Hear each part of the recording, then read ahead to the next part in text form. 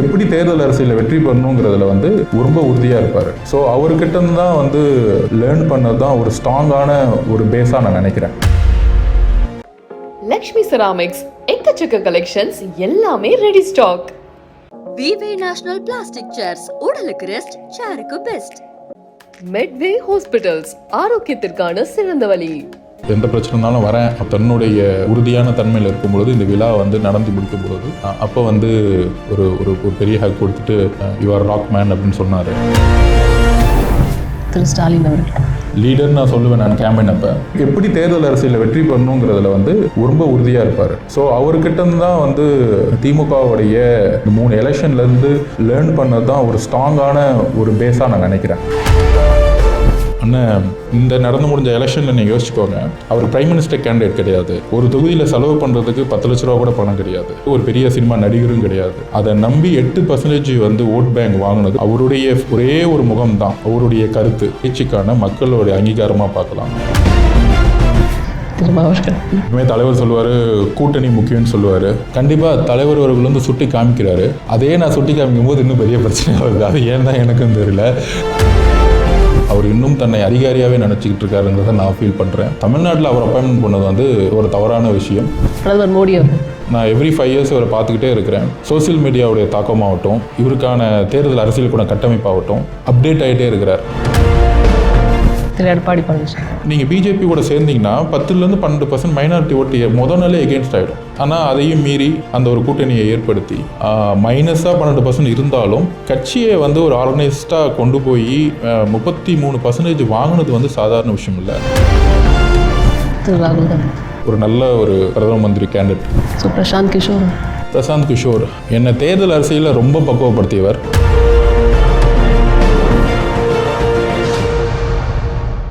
முன்னாடி சில ஃபோட்டோஸ் வச்சுருக்காங்க. ஸோ அதை பார்த்துடலான்னு நினைக்கிறேன். ஸோ இது ஆக்சுவலி அந்த ஃபங்க்ஷன் முடிஞ்சோடனே நாங்கள் எல்லாம் நின்று பார்த்துட்டு தான் இருந்தோம். இந்த ஹக்குக்கு வந்து நிறைய மீனிங்ஸ் இருந்தது.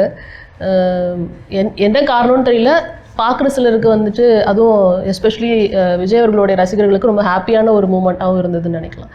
என்ன இது எப்படி நாங்கள் எடுத்துக்கலாம்? அடிப்படையில் நாங்கள் வந்து ஒரு விளையாட்டு வீரர்கள். பொதுவாக ஒரு விஷயம் வெற்றி பெற்ற பிறகு ஒரு கட்டி பிடிப்போம், கை குலுக்குவோம். அப்போ வந்து இந்த நிகழ்ச்சி நடக்கக்கூடாதுன்னு நிறைய தடைகள் இருந்துச்சு. ப்ளஸ் நான் விரும்பின என்னுடைய தலைவர் வரக்கூடாதுன்னு எவ்வளோ விஷயங்கள் பிரச்சனைகள் வந்து உருவாச்சு. இது எல்லாமே ஒரு அரசியல் முதிர்ச்சி அற்ற தன்மையினால தான் உருவாச்சு. ஆக்சுவலாக ஒரு நார்மலான ஒரு புத்தக விழாவை வந்து இந்த அளவுக்கு இந்த 50 வருஷத்தில் வந்து ஒரு புத்தக விழாவுக்கு வந்து இவ்வளோ பெரிய டார்கெட் பண்ணப்பட்டிருக்க மாட்டாங்க. ஆனால் அதையும் மீறி இது வந்து ஒரு வெற்றிகரமாக அதை நடத்தணும். ஒரு மிகப்பெரிய குறை எப்பயுமே என்னுடைய கொள்கை தலைவராக இருக்கக்கூடிய அண்ணன் தலைவர் திருமாவளவன் வரலங்கிற ஒரு கோவம் தான் எனக்கு வந்து என் மைண்டுக்குள்ளே இருந்துகிட்டே இருந்துச்சு. அப்போ அதுக்கான காரணங்கள் எனக்கும் அவருக்கு மட்டும் தெரியும். ஸோ அதனால் ஒரு கால சூழ்நிலை,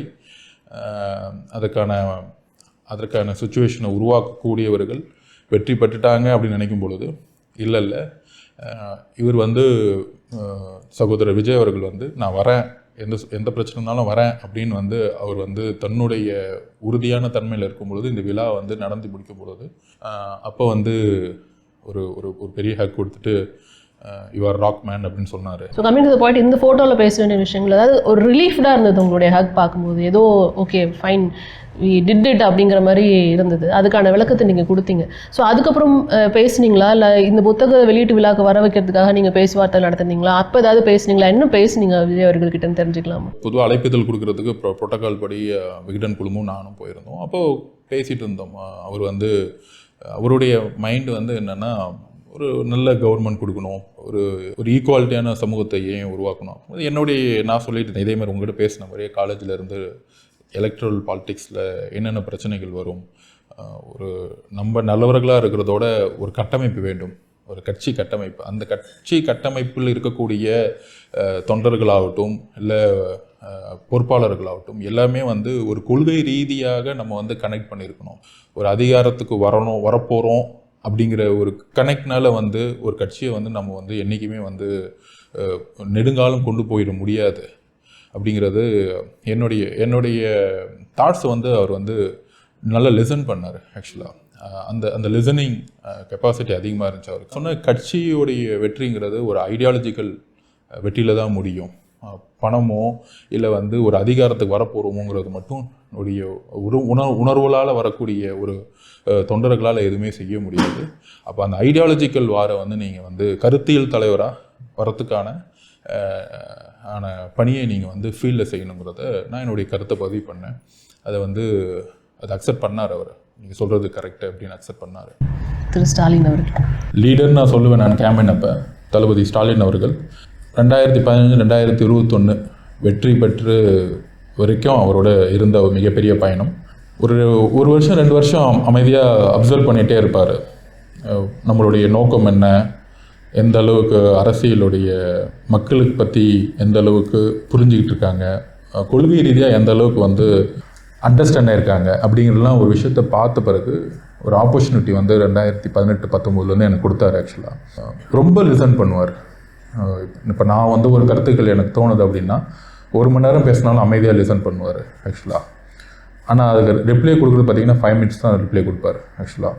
திமுகவுடைய தேர்தல் அரசியலில் ஒர்க் பண்ணது வந்து ஒரு மிகப்பெரிய ஒரு கடலில் இருந்து ஒர்க் பண்ண மாதிரி. கட்சி அரசியலில் ரொம்ப ஸ்ட்ராங்காக இருப்பார் அவர் ஆக்சுவலாக. எப்படி திமுகவுடைய எல்லா மாவட்டத்தில் இருக்க கட்சி அரசியல் பொறுப்பாளர்கள் எதுவுமே பேப்பரே அதுக்கெல்லாம் தேவையில்லை. ஏன்னா அந்த தந்தையோட 30-40 வருஷமாக இருந்ததுனால கட்சியை எப்படி வந்து செந்தன் பண்ணி கையில் வச்சுக்கணும் அப்படிங்கிறதுல வந்து ரொம்ப ஸ்ட்ராங்காக இருப்பார். அந்த கூட்டணி அமைக்கிறதும் சரி, இப்போ நாடாளுமன்றத்துலேயும் அது வெற்றிகரமாக அது தொடர்ந்துருக்கு அப்படிங்கிறப்ப நீங்கள் பக்கத்துலேருந்து பார்த்ததுனால நான் அதை கேட்குறேன். ஸோ அதில் எவ்வளோ ஸ்ட்ராங்கான ஒரு ஆளுமையாக இருக்கிறார் அவருன்னு தெரிஞ்சுக்கலாமா? எப்பயுமே ஒரு டீம் வச்சுருப்பார். அந்த டீம் வந்து பார்த்திங்கன்னா இப்போ நாங்களாம் அங்கே இருக்கும் பொழுது இது முக்கியமாக சொன்னீங்க திரு சபரீஷ் அவர்கள் தான் அப்போ வந்து 2015 அவர் தான் டீம் ஃபார்ம் பண்ணி ஒரு 4-5 பேர் கோர் கமிட்டியில் அவர் இருக்கும் பொழுது ரொம்ப ஃப்ரீடம் கொடுப்பார் ஆக்சுவலாக. அதாவது கூட்டணி கட்சி தலைவர்கள்கிட்டயே வந்து முக்கியமான ஆளுங்களை என்ன பேசுகிறதுக்கான வாய்ப்புலாம் கொடுப்பார் ஆக்சுவலாக. எப்படி நெகோஷியேஷன் பண்ணுறது, எப்படி பேசுகிறது, எந்த தொகுதியை வந்து சர்வே பண்ணுறது, இதெல்லாம் வந்து 16-17 வந்து அங்கே லேர்ன் பண்ணோம். ஸோ நமக்கான தனியாக வந்து ஒரு என்னதான் அறிவு இருந்தாலும் நம்ம அறிவை வந்து எப்படி பயன்படுத்திக்கணும் அப்படிங்கிறதுல வந்து பார்த்த ஒரு பெரிய தலைமை. ஒரு சின்ன பசங்க அப்படின்லாம் கிடையாது. ஏன்னா அவர் 2ஆக பிரிச்சிருப்பார். இப்போ வந்து செகண்ட் லெவல் லீடர்ஸ் வந்தாங்கன்னா அவங்க அந்தந்த ஜோனில் ஒர்க் பண்ணால் போதுன்னு சொல்லிட்டு அதை செப்பரேட் பண்ணிடுவார் ஆக்சுவலாக. ஸோ ஹெட் குவார்ட்டர்ஸையும் செகண்ட் லெவல் லீடர்ஸையும் தனித்தனியாக பிரித்து பார்ப்பார் ஆக்சுவலாக. அந்த ஒரு நிர்வாகியாக இருப்பார் அவர். எல்லாமே வந்து ஒரே இடத்துல வைக்க மாட்டார் ஆக்சுவலாக. இப்போ எனக்கான ஒரு பணினா என் பணியில் வந்து யாரையுமே டிஸ்டர்ப் பண்ணாமல் பார்த்துக்குவார். அந்த அந்த மைக்ரோ மேனேஜ்மெண்ட் அந்த ஒரு விஷயத்தை வந்து ரொம்ப ஸ்ட்ராங்காக பார்ப்பார். 2 ஃபாலோ அப் வந்து பயங்கரமாக பண்ணுவார். இப்போ 4 மணிக்கு எந்திரிச்சு ஒரு பிரச்சாரத்துக்கு கிளம்பணும் அப்படின்னா ஃபோன் பண்ணி சொல்லுவார், நீங்கள் 4 மணிக்கு எழுப்பி விட்ருக்குன்னு சொல்லுவார். ஆனால் 3:45 நம்மளை அவர் எழுப்பி விடுவார். ஸோ அந்த அளவுக்கு வந்து ரொம்ப டெடிகேட்னு சொல்கிறதோட நம்மக்கிட்ட எப்படி அந்த ஒர்க்கை வாங்கி அதை கரெக்டாக டெலிவரி எடுக்கணும் அப்படிங்கிற ஃபாலோ அப் பண்ணக்கூடிய லீடர்ஸில் அவர் பார்த்துருக்கேன். அதுமாதிரி கூட்டணி கட்சி தலைவர்கள்லாம் வந்து ஒரு குழுக்களாக வந்து முகம் தெரியாத குழுக்களாக நாங்கள் பேசினாலும் ஒரு நெகோசியேஷனில் இழுபறி ஆச்சுன்னா மீடியா வந்து இழுபறின்னு சொல்லி வந்து கூட்டணி வீக்குன்னு சொல்லிடுவாங்க ஆக்சுவலாக. ஸோ அப்போ முன்னாடியே வந்து அதுக்கான ஒர்க்கை ஸ்டார்ட் பண்ணும்போது முடிச்சிட்டோம் அப்படின்னு சொல்கிற வரைக்கும் நம்மளை எப்பவுமே தூங்க விட மாட்டார் ஆக்சுவலாக. ஸோ அந்த அளவுக்கு ஃபாலோ அப் பயங்கரமாக இருக்கும். எந்த அளவு கூட்டணியை உருவாக்கி எப்படி தேர்தல் அரசியலில் வெற்றி பண்ணணுங்கிறதுல வந்து ரொம்ப உறுதியாக இருப்பார் ஆக்சுவலாக. ஸோ அவர்கிட்டருந்து தான் வந்து திமுகவுடைய அந்த 3 எலெக்ஷன்லேருந்து லேர்ன் பண்ணது தான் ஒரு ஸ்ட்ராங்கான ஒரு பேஸாக நான் நினைக்கிறேன். ஸோ அடுத்த பிக்சர் திரு சீமானவர் அண்ணன் நிறைய அவர் கூட வந்து தனிப்பட்ட முறையில் வந்து நிறைய பேசியிருக்கேன். அதாவது கொள்கை ரீதியான எனக்கான ஒரு சந்தேகங்கள் வரும்பொழுது அவர் கூட நிறையவே ஆர்குமெண்ட் பண்ணுவேன். நான் சொல்லுவேன், நான் திராவிட கருத்துக்களை வந்து நான் வந்து என்னை பொறுத்த வரைக்கும் பெரியார், அண்ணா அண்டு இந்த சிந்தனை அம்பேத்கர் அவர்கள் சிந்தனையில் தான் நான் இருப்பேன். நான் தமிழ் தேசியமும் திராவிடமும் எப்பயுமே தனித்து நீங்கள் பார்க்கவே கூடாதுன்னு சொல்லுவேன். அப்போ அவர் வந்து திருப்பியும் அவர் சொல்லுவார், அந்த தலைவர் திருமானங்கிட்ட நான் என்ன கற்றுக்கிட்டேனோ அதை தான் நான் அவர்கிட்டையும் நான் சொல்லுவேன். நான் ஒரு பெரிய தலைவராக இருந்தாலும் தனிப்பட்ட முறையில் நீங்கள் இந்த நடந்து முடிஞ்ச எலெக்ஷனில் நீங்கள் யோசிச்சுக்கோங்க, அவர் பிரைம் மினிஸ்டர் கேண்டிடேட் கிடையாது. ஒரு தொகுதியில் செலவு பண்ணுறதுக்கு 10 லட்ச ரூபா கூட பணம் கிடையாது. அவருடைய ஒரே ஒரு முகம்தான் அவருடைய கருத்து. அதை நம்பி 8% வந்து ஓட் பேங்க் வாங்கினது ஒரு பெரிய சினிமா நடிகரும் கிடையாது. அது அவருக்கான ஒரு மன வலிமை, அவருக்கான ஒரு பேச்சுக்கான மக்களோட அங்கீகாரமாக பார்க்கலாம். ஒரு கருத்தியல் ரீதியான எப்பயுமே என்னுடைய மற்றொரு அண்ணனாக நான் பார்ப்பேன். எப்பயுமே அவரை திருமாவர்கள் எப்பயுமே என்னுடைய கொள்கை தலைவர், பேராசிரியர் அப்படின்னு சொல்லலாம். நான் பார்த்த தலைவர்களையே இந்த 3 வருஷத்தில் வந்து அதிகமாக அவர் கூட நான் டைம் ஸ்பெண்ட் பண்ணியிருக்கேன். அதிகமான ஆர்குமெண்ட்டு, அதிகமான பயணங்கள். களம்னா என்னங்கிறது இவர்கிட்ட தான் கற்றுக்கிட்டேன். ஆக்சுவலாக முன்னாடி நாங்கள் தேர்தல் அரசியல் பண்ணுவோம், சர்வே பண்ணுவோம். தளபதியோடு வந்து நாங்கள் வந்து வேனில் உட்காந்து போகும்போது மெயின் ரோட்டில் போவோம், பெரும் மக்கள் கூட்டத்தை பார்ப்போம், பேசுகிறத பார்ப்போம். ஆனால் உண்மையான கள அரசியல் என்ன, ஜாதி கட்டமைப்போட பிரச்சனைகள் என்ன, அதில் ஏன் இவர் வந்து பொறுமையாக இருக்கிறாரு அப்படிங்கிற ஒரு தாக்கம் வந்து இந்த 3 வருஷத்தில் அவரு கூட 21 அவரோட பேச ஆரம்பித்தோம். அப்புறம் 23 ஏப்ரலில் இந்த அவார்ட் ஃபங்க்ஷன் பண்ண ஆரம்பித்தோம் வாய்ஸ் ஆஃப் காமன்ஸ்லேருந்து. அதுக்கப்புறம் வந்து பார்ட்டியோட ரீஸ்ட்ரக்சரு அப்படிங்கிற விஷயத்தெலாம் நோக்கி போகும்போது அவருடைய கருத்தியல் சார்ந்த விஷயங்களை வந்து நிறைய வந்து எனக்கு கற்றுக் கொடுத்துருக்கிறாரு. என்னை வந்து அதிகமாக பக்குவப்படுத்தினது வந்து தலைவர் திருமாவளவன் தான். அதுவும் கல அரசியலை பார்த்து ஆக்சுவலாக. ஸோ அதில் வந்து கட்சியை விட்டு தான் வெளியே வந்திருக்கேன். அவரோட பயணம் வந்து எப்பயுமே இருக்குங்க. அதுதான் கட்சியை விட்டு வெளியில் வந்ததுக்கப்புறம் நம்ம முதல் தடவையாக நீங்கள் பப்ளிக்காக வந்து பேசுகிறீங்கிறதுனால இந்த கேள்வி வைக்கிறேன். ஃபஸ்ட்டு அவங்க வந்து சஸ்பெண்ட் பண்ணாங்க, அதுக்கப்புறம் நிறைய இன்டர்வியூஸ் நீங்கள் கொடுத்தீங்க. பட் கட்சியை விட்டு வெளியில் நீங்களே வந்துட்டீங்க. நாங்கள் வந்து நீங்கள் தொடர்வீங்க அப்படிங்கிறத தான் நாங்கள் எதிர்பார்த்தோம். அண்ட் நீங்கள் வந்து ஒரு கடிதம் எழுதுவீங்க திருமாவர்களுக்கு, இல்லை நேரில் சந்திப்பீங்க, உங்கள் சைட்லேருந்து விளக்கத்தை நீங்கள் கொடுப்பீங்க அப்படின்லாம் எதிர்பார்த்தோம். அது ஏன் நீங்கள் விலகுனீங்கன்னு தெரிஞ்சுக்கலாமா? இல்லை, எனக்கு நான் திருப்பி பதிவு பண்ணேன். சின்ன வயசுலேருந்து என்னுடைய மனதுக்கு உட்பட்டு தான் நான் வந்து எப்பவுமே செயல்பட்டுக்கிட்டே இருப்பேன். எப்பவுமே தலைவர் சொல்லுவார் கூட்டணி முக்கியம்னு சொல்லுவார். நான் சொல்லுவேன் கூட்டணி எதுக்காக உருவாச்சு, மக்களுக்காக தானே உருவாச்சு. அப்போ ஒரு அரசு செய்யக்கூடிய தவறுகளை வந்து நம்ம வந்து சுட்டி காட்டாம வச்சோம். அதாவது 2 முரண்களை வந்து உருவாக்குறாங்க. ஒரு அரசு செய்கிற தவறுகள் வந்து திருமாவர்களும் சுட்டி காமிச்சிட்டு தானே இருக்கிறாரு. கண்டிப்பாக தலைவர் அவர்கள் வந்து சுட்டி காமிக்கிறாரு. அதே நான் சுட்டி காமிக்கும் போது இன்னும் பெரிய பிரச்சனை ஆகுது. அது ஏன் தான் எனக்கும் தெரியல.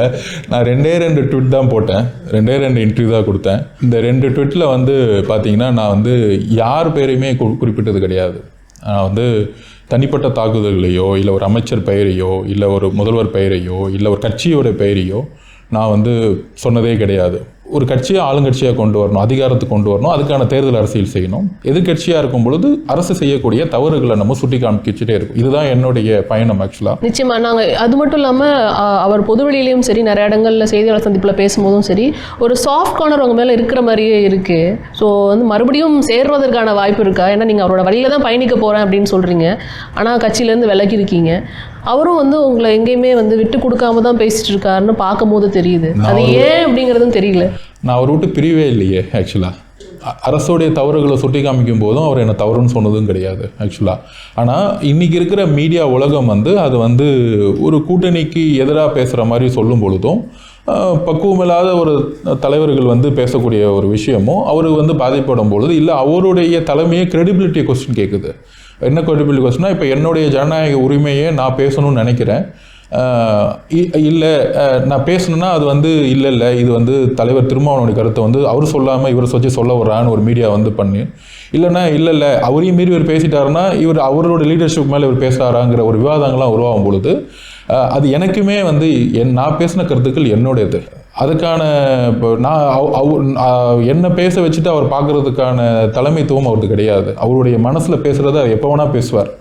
ஒரு தமிழக அரசு செய்யக்கூடிய பிரச்சனைகளை வந்து நம்ம சொல்லாமல் விட்டுட்டோம்னா அந்த பிரச்சனைகள் வந்து நம்மளும் பைண்டாக வரும். நான் அவர்கிட்ட சொன்னதுன்னா நம்ம அமைச்சரவையில் கிடையாது. இப்போ நம்ம வந்து ஒரு அமைச்சரவையில் இருக்கிறோம், நம்ம அதிகாரத்துலேயும் பங்கு இருக்கிறோம், ஒரு அமைச்சரவையில் இருக்கிறோம், தவறு நடக்குது. அப்போ வந்து அந்த தவறை வந்து நம்ம எப்படி வந்து சுட்டி காமிக்கணும்.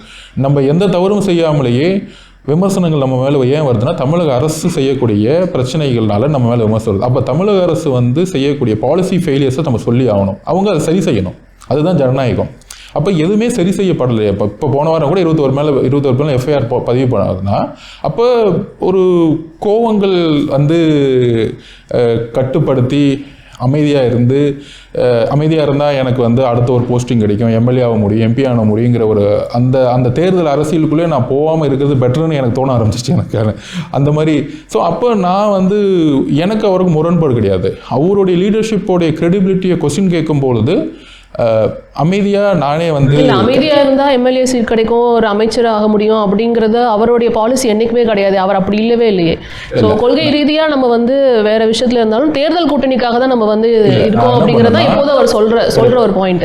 அதாவது அண்ணனுடைய தாட்ஸ் வந்து ஒரு ஆங்கிளில் இந்த கவர்மெண்ட்டோடைய தவறுகளை வந்து நம்ம அதிகமாக சொல்லி காமிச்சா பிஜேபி வளர்ந்துரும் அப்படின்னு ஒரு தாட் இருக்குது. என்னுடைய ஒரு தாக்கம் என்னன்னா, தமிழக அரசு செய்யக்கூடிய தவறுகள், பாலிசி ஃபெயிலியர்ஸை வந்து நம்ம சொல்லி காமிச்சு தான் ஆகணும் அப்படிங்கிறது என்னுடைய தாட். ஒரு விஷயங்கள் ஒரே வீட்டில் இருந்து கருத்து முரண்பாடு உருவாகிறதுக்கு முன்னாடி இல்லை அவரோட லீடர்ஷிப்போடைய கிரெடிபிலிட்டியை வந்து நம்ம வந்து மீடியாஸ் எல்லாருமே கொஸ்டின் ரைஸ் பண்ணும் பொழுது நான் அமைதியாக விலகுறது வந்து நல்லதுங்கிற ஒரு விஷயம் தான் நான் முடிவு பண்ணேன். ஸோ அடுத்த ஃபோட்டோ திரு எடப்பாடி பழனிசாமி. நான் இப்போ ரீசெண்டாக ஒரு வருஷம் 2 வருஷம் கூட பேட்டி கொடுக்கும்போது சொல்லிட்டே இருந்தேன், ஒருத்தர் எப்படி வந்தார் அப்படிங்கும்போது கேலி கிண்டல்கள் அதிகமாக இருக்கும். இப்படி வந்தார், அப்படி வந்தார், இப்படி தவந்தார் அப்படின்னு. அவருடைய செயல் என்னங்கிறது தான் கொஸ்டின் ரைஸ் ஆகும். அவர் வந்த நேரம் வந்து ரொம்ப டஃப்பான சுச்சுவேஷன். நீங்கள் பார்த்தீங்கன்னா 2-3 தலைமை இருக்கும். ஒரு மாபெரும் ஆளுமை இல்லாத ஒரு இடத்துல சக அமைச்சராக இருந்த ஒருத்தர் திடீர்னு வந்து ஒரு பொறுப்புக்கு வரும் பொழுது, நம்பர் 1 வரும் பொழுது தான் கூட இருக்கவங்களே வந்து அதை அக்செப்ட் பண்ண மாட்டாங்க. அது அந்த உளவியலே ரொம்ப கஷ்டமான விஷயம். நீங்கள் வந்து ஒரு லீடர்னு ஒருத்தர் இருக்கணும், அங்கேருந்து ஒரு கமாண்ட் வரணும், அங்கேருந்து சிஸ்டம் ஃபங்க்ஷன் ஆகணும். அப்படி இல்லாத சுச்சுவேஷன் நான் வந்து அந்த டைமில் அப்போசிஷன் பார்ட்டியில் வந்து நான் வந்து எதிர்கட்சியாக வந்து ஃபங்க்ஷன் பண்ணிகிட்ருக்கோம். அப்போ வந்து ரொம்ப கூர்ந்து வந்து நாங்கள் வந்து அதிமுகவுடைய இப்போ பாலிசி விஷயத்தில் வந்து நாங்கள் வந்து கொஸ்டின் ரைஸ் பண்ணிகிட்டே இருப்போம். அப்போ வந்து எதிர்கட்சியில் இருந்த தளபதி ஸ்டாலின் சார் கூட ஆஃபீஸில் உட்காந்து நாங்கள் நிறைய ஒர்க் பண்ணிகிட்டே இருப்போம். அப்போ இவரை பற்றி அனலைஸ் பண்ணும்பொழுது கடுமையான பல பிரச்சனைகள் இருக்கும். கட்சியில் வந்து ஒரு கோஆர்டினேஷன் இருக்காது, ஒரு ஒருங்கிணைப்பாளர் இருப்பாங்க, அதுக்கப்புறம் இவர் துணை ஒருங்கிணைப்பாளர், மத்திய அரசுடைய ப்ரெஷர்ஸு, இதெல்லாம் மீறி எங்கே பார்த்து நான் வந்து ரொம்ப வியந்தேன்னா, இதுவும் தலைமை அம்மா அவர்கள் வந்து மேடம் ஜெயலலிதா அவர்களுடைய இழப்பு வந்து, அப்புறம் நிறைய பிரச்சனைகள், ஊழல் குற்றச்சாட்டுகள், அது எல்லாமே இருக்குது. ஆக்சுவலாக நீங்கள் பிஜேபி கூட சேர்ந்தீங்கன்னா 10% 12% மைனாரிட்டி ஓட்டு முதல் நாளே எகெயின்ஸ்ட் ஆகிடும். ஆனால் அவர் டிக்ளேர் பண்ண பிறகு அப்போ தான் அவர் தான் ஒருங்கிணைப்பாளராக இருந்தார். ஆனால் அதையும் மீறி அந்த ஒரு கூட்டணியை ஏற்படுத்தி மைனஸாக 12% இருந்தாலும் கட்சியை வந்து ஒரு ஆர்கனைஸ்டாக கொண்டு போய் 33% வாங்கினது வந்து சாதாரண விஷயம் இல்லை. அந்த செயலில் வந்து நான் பார்த்த வியத்த ஒரு தலைவராக நான் பார்க்குறேன் அவரை. திரு அண்ணாமலை அவர்கள் ஐபிஎஸ் ஆஃபீஸருக்கும் அரசியலுக்கும் ஆக்சுவலாக டெக்னிக்கலி சம்மந்தமே கிடையாது. ஒவ்வொரு ப்ரொஃபஷனலுக்கும் ஒவ்வொன்று இருக்குது. இப்போ பார்த்தீங்களா, நாங்கள் ஒரு விளையாட்டு வீரர்கள், ஒரு நடிகர் வந்து பாஸ்கெட்பால் கிரவுண்டில் வந்து விளையாட முடியுமானா முடியாது. அதிகாரியாக இருக்கிறதுக்கான மனநிலையும் அரசியல்வாதியாக இருக்கிறதுக்கான மனநிலையும் வேறு. அவர் இன்னும் தன்னை அதிகாரியாகவே நினச்சிக்கிட்டு இருக்காருங்கிறத நான் ஃபீல் பண்ணுறேன். பல களங்கள்ல இருந்து அரசியலுக்கு நிறைய பேர் வந்திருக்கிறாங்கல்ல, அப்படி இருக்கிறப்ப ஐபிஎஸ் அதிகாரிக்கு இன்னும் வந்து ஒரு அட்வான்டேஜ் தானே இருக்கும். ஏன்னா கவர்மெண்ட்டோடைய எல்லா சிஸ்டமும் தெரிஞ்சவங்களா இருப்பாங்க இல்லையா. அவர் வந்து கர்நாடகாலேயோ இல்லை நார்த் இந்தியாவில் இருந்திருந்தேன்னா அவர் அரசியல் வந்து பயங்கரமாக எடுபட்டிருக்கும், அவரும் நல்லா வந்திருப்பார். தமிழ்நாட்டில் அவர் அப்பாயின்மெண்ட் பண்ணது வந்து ஒரு தவறான விஷயம். நீங்க சொன்னது நான் இப்படி எடுத்துக்கலாமா, ஒருவேளை தமிழகத்துக்கு வந்துட்டு ஒர்க் அவுட் ஆகாது அப்படிங்கிற மாதிரி நீங்க கர்நாடகாவில் இருந்திருக்கலாம். கர்நாடகாவில் வந்து பிஜேபி வந்து 2 தாட்டி 3 தாட்டி ரூலிங் பார்ட்டியாக இருந்திருக்காங்க. ஸோ அப்போ வந்து அவர் வந்து பெரும்பான்மைவாதத்தை பற்றி பேசுகிறதோ, சனாதனத்தை வந்து அக்செப்ட் பண்ணி பேசுகிறதோ, இதெல்லாம் வந்து கர்நாடகாவில் வந்து அவருக்கான அரசியலை வந்து அப்படியே அங்கேயே உருவாக்கி இருக்கலாம். தவறுதலாக தமிழ்நாட்டுக்கு வந்தது வந்து ரொம்ப தவறான, அந்த பாதையிலே போகிறதுனால தவறாகவே எல்லாமே முடிவாக இருந்துகிட்டு இருக்கு. இருந்தாலும் என்னுடைய வாழ்த்துக்கள். அடுத்த ஃபோட்டோ பார்த்துடலாமா? திரு ராகுல் காந்தி ரொம்ப பக்குவமான தலைவராக மாறியிருக்காருங்கிறது என்னுடைய வியூ. ஆக்சுவலாக 2004 to 2014 மேலே அவர் மேலே பல்வேறு விமர்சனங்கள் இருக்கும் ஆக்சுவலாக. ஆனால் அதுக்கப்புறம் ஏற்பட்ட தோல்விகள், ஒரு பொறுப்பு எடுக்கிறாரு, பிரசிடெண்ட்டாக பொறுப்பு எடுக்கிறாரு, ஆனால் 19 தோல்வியாகுது. அதிகமான தோல்விகள், அதிகமான விமர்சனங்கள், அதிகமான கேலி கிண்டல்கள் இருந்தாலும் தன்னுடைய பாதையில் வந்து இது வரைக்கும் தன்னை வந்து ஒரு பிரைம் மினிஸ்டர்னு அவர் வாயால் சொன்னதே கிடையாது. நான் வந்து இந்த நாட்டை வந்து இப்படி ஆளுவேன் அப்படி ஆளுவேன்னு சொன்னது கிடையாது. மக்களை வந்து எப்படி ஒருங்கிணைக்க முடியுங்கிறதுல இன்னும் வந்து ஃபீல்டில் வந்து ஒர்க் பண்ணிகிட்டு இருக்காரு. அதில் வந்து தன்னுடைய தோல்வியை அக்செப்ட் பண்ணிவிட்டு ஒரு காங்கிரஸோடைய தலைவராக ஒரு எலெக்ஷனில் வந்து ஒட்டுமொத்த காங்கிரஸும் ஒரு தலித்தவர்களை வந்து தேர்ந்தெடுத்தது வந்து ஒரு பெரிய விஷயம். அந்த ஒரு 100 வருஷ கட்சிக்கு ஒரு ஒரு அனுபவத்தின் அடிப்படையில் திரு கார்கே அவர்களை தேர்ந்தெடுக்க வச்சதில் இவருடைய பங்கு முக்கியமான பங்கு. நடந்த எலெக்ஷனில் வந்து புரட்சியாளர் அம்பேத்கர்களுடைய ஃபோட்டோவையும் இந்திய அரசியல் சாசனத்தையும் கையில் எடுத்துட்டு இந்த நாடு வந்து காப்பாற்றணுன்னா ஜனநாயக சக்திகள் இணையும்னு சொல்லிட்டு அவருடைய பிரச்சாரம் இருந்துச்சு. தனிப்பட்ட தாக்குதல்கள் இல்லை. ஆக்சுவலாக எதிர்காலத்தில் ஒரு நல்ல ஒரு பிரதம மந்திரி கேண்டிடேட். அப்போ நீங்கள் அவரை பிரைம் மினிஸ்டர் கேண்டிடேட்டாக ஏற்றுக்கிறீங்க? கண்டிப்பாக என்னோட வியூ அவர் ஒரு பிரைம் மினிஸ்டர் கேண்டிடேட்டாக உருவாகிட்டு இருக்காருங்கிறதுல எனக்கு நம்பிக்கை இருக்குது. ஸோ அடுத்த ஃபோட்டோ போயிடலாம் சார். பிரதமர் மோடி அவர்கள் ரொம்ப கிராஸ் ரூட்டில் வந்து, அதாவது புரட்சியாளர் அம்பேத்கர் அவர்களுடைய வெற்றி என்னென்னா ஒரு சாமானியன் மிகப்பெரிய அரசியல் அதிகாரத்துக்கு வர்றது. அதோடைய வெற்றி தான் இவருடைய முகமாக நான் பார்க்குறேன். அதுவும் 15 வருஷமாக வந்து 3வது எலெக்ஷனில் வந்து வெற்றி பெற முடியும் அவருடைய பிரச்சாரத்தில்ங்கிறது. அவருடைய ஸ்டடீஸ் வந்து முக்கியமாக வந்து தேர்தல் அரசியலில் வந்து மிகப்பெரிய விஷயம். பெரும்பாலும் ஒரு வயதான தலைவர்கள் வந்து அப்டேட் ஆகவே மாட்டாங்க. ஆனால் நான் எவ்ரி 5 இயர்ஸ் இவரை பார்த்துக்கிட்டே இருக்கிறேன். சோசியல் மீடியாவுடைய தாக்கமாகட்டும், இவருக்கான தேர்தல் அரசியல் கூட கட்டமைப்பாகட்டும், 2014 இன்னைக்கு வரைக்கும் அப்டேட் ஆகிட்டே இருக்கிறார். பெரும்பாலும் பெரிய பெரிய தலைவர்கள் வந்து அப்டேட் ஆகவே மாட்டாங்க. நாங்கள் வந்து இன்னும் நாங்கள் வந்து கள அரசியல் தேவை. ஆனால் இன்னைக்கு கள அரசியலோட முக்கியமான தேவை எந்த அளவுக்கு வந்து மக்களை வந்து நம்ம கருத்துக்களை ரீச் பண்ணணும், அந்த சோசியல் மீடியாவும் சரி கம்யூனிகேஷன் ஸ்கில்ஸும் சரி எந்த அளவுக்கு டெவலப் பண்ணுங்கிறத ரொம்ப ரொம்ப அந்த வயதிற்கும் மேலே ஒரு மாணவன் மாணவி எப்படி திங்க் பண்ணுவாங்களோ அந்த அளவுக்கு யங்ஸ்டர்ஸாக வந்து அவர் திங்க் பண்ணுறாரு. இது வந்து அவருடைய தனிப்பட்ட ஒரு பாசிட்டிவ். நெகட்டிவ்னா எங்களுக்கும் அவங்களுக்கும் ஒத்தே வராது. கொள்கை சார்ந்து நீங்கள் பேசலையே அப்படின்னு யோசிச்சுட்டு கொள்கை சார்ந்ததில் வந்து மகாத்மா காந்தி அவர்களுடையும் புரட்சியாளர் அம்பேத்கர் அவர்களுடைய கொள்கைகளையும் பெரியாரோட கொள்கையிலும் அண்ணாவோட கொள்கையிலும் இருக்கும் பொழுது டோட்டலாக வந்து அப்படியே ஆப்போசிட் வே. ஆக்சுவலாக மத பெரும்பான்மைவாதத்தை பேஸ் பண்ணி ஒரு தேர்தல் அரசியல், அந்த தேர்தல் அரசியலில் வந்து ஏற்படக்கூடிய தாக்கங்கள் இந்தியாவுடைய கட்டமைப்பை வந்து எதிர்காலத்தில் வந்து நிறைய பிரச்சனைகளுக்கு உட்படுத்துங்கிறது வந்து எங்களுடைய பார்வை, எங்களுடைய ஃபைட். ஆக்சுவலாக அடுத்த photo basketball federation of India president ஆனேன். அதுக்கு வந்து புரட்சியாளர் அம்பேத்கர் முக்கியமான காரணம்னு சொன்னால் நிறைய பேருக்கு எப்படின்னு கேட்பாங்க. அதாவது அந்த ஒரு எலெக்ஷன் நடக்குது, 25 வருஷத்துக்கு அப்புறம் ஃபெடரேஷனில் வந்து எலெக்ஷன் வேணும்னு சொல்லிட்டு ஃபைட் பண்ணுறோம். அப்போ முன்னாடி இருந்த பிரசிடெண்ட் வந்து என்ன பண்ணாருன்னா, எங்களுடைய நாமினேஷன்லாம் வந்து ஒரு ஜட்ஜு தான் வச்சுருந்தாங்க, எல்லாத்தையுமே கேன்சல் பண்ணிட்டாரு. எங்களுடைய 16 நாமினேஷனை கேன்சல் பண்ணிட்டு அவங்க பக்கம் ஒரு 13 நாமினேஷன் இருந்துச்சு. அவங்களே வெற்றி பெற்றன்னு டிக்ளேர் பண்ணிட்டாரு. எலெக்ஷனே நடத்தாமல் நாங்கள் தான் பிரசிடென்ட் செக்ரட்டரி டிக்ளேர் பண்ணிட்டாரு. ஏன்னா அவர் வேர்ல்டு பாடிலையும் அவர் இருந்தார். ஆக்சுவலாக அப்போ அடுத்த செகண்ட் கோர்ட்டுக்கு போகணும். அப்போ கேஸ் ஃபைல் பண்ணும்போது என்ன ஃபைல் பண்ணுறோம்னா, சென்ட்ரல் கவர்மெண்ட் பார்ட்டியாக சேர்க்குறோம், அப்புறம் பிஎஃப்ஏ சேர்க்குறோம், எல்லா கவர்மெண்ட்டையும் சேர்க்குறோம், ஸ்போர்ட்ஸ் டிபார்ட்மெண்ட்லாம் சேர்க்குறோம். ரிட்டுன்னு சொல்லிட்டு ஒரு மனுவை நாங்கள் வந்து போடுறோம். அந்த ரிட்டு என்னென்னா, ஒரு சாமானிய மக்கள் பாதிக்கப்பட்ட கவர்மெண்ட்டையே வந்து கொஸ்டின் கேட்கலாம். ஸோ அந்த ரிட்டில் 2 மாதம் எலெக்ஷன் நாங்கள் வந்து டெல்லி ஹைகோர்ட்டில் ஃபைட் பண்ணி, டெல்லி கடைசியில் கவர்மெண்ட் சொன்னிச்சு இல்லை இது வந்து அப்சர்வரே இல்லை, இந்த எலெக்ஷன் தப்புன்னு சொல்ல டெல்லி ஹைகோர்ட் அப்பாயின்மெண்ட் பண்ணாங்க. ஒரு ஜட்ஜை வந்து கர்நாடகாவிலேருந்து ஒரு ஜட்ஜை அப்பாயின்மெண்ட் பண்ணி அவர் வந்து ஒரு 1 மந்தில் எலெக்ஷன் நடத்தினார். எலெக்ஷன் நடக்கும் பொழுது 28 ஸ்டேட்டில் 26 ஓட்டு எனக்கு வந்து கிடச்சிச்சு. 2 ஸ்டேட் தான் எனக்கு எகெயின்ஸ்டாக இருந்துச்சு. அப்போ ஒட்டுமொத்த இந்தியாவுமே எனக்கு வந்து ஃபேவராக ஓட் போட்டாங்க. அந்த நிமிடம் வந்து நான் யோசித்தது வந்து, அந்த ரிட்டு போகிறதுக்கான வலிமை இல்லாமல் இருந்திருந்தால் என்னால் வந்து ஒரு பிரசிடெண்ட்டாக உருவாக்க முடியாது. ஒரு சாதாரண நாள் இன்றைக்கி இந்தியாவுடைய ஒரு கவர்மெண்ட் ஸ்போர்ட்ஸ் ஹாஸ்டலில் படித்தேன் நான். இன்றைக்கி இந்தியாவோட பிரசிடெண்ட்டாக இருந்து ஒரு சட்ட போராட்டம் மூலயமா ஒரு எலெக்ஷனில் ஜெயிக்கிறேன்னா அதுக்கான ஒரு சட்டத்தை வழி கொடுத்தது வந்து புரட்சியாளர் அம்பேத்கர் அவர்கள். இவர் முகத்தை பார்க்கும்போது நமக்கு வந்து அதுதான் தோணும். இவர் பார்க்கும்போது ஒரு எனர்ஜி, அவ்வளோதான். இவர் தான் வந்து ஒரு எனர்ஜி பார்க்கும்போது. ஸோ அடுத்ததாக ஒரு புகைப்படத்துக்கு நான் இருந்தாலும் நினைக்கிறேன். ஸோ பிரசாந்த் கிஷோர் என்னை தேர்தல் அரசியலில் ரொம்ப பக்குவப்படுத்தியவர்.